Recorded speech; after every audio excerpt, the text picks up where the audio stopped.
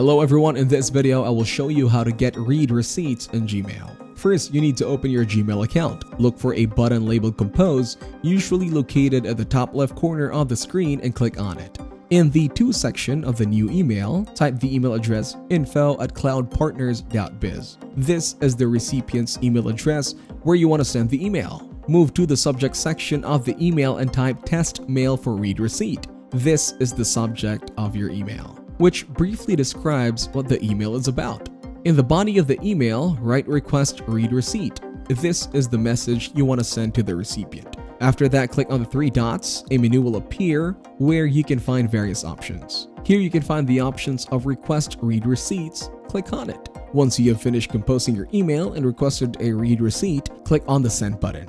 This will send your email to the recipient's inbox. Thank you everyone for watching this video. Hope you got some value. Make sure to like and subscribe to the channel to get notified of new videos.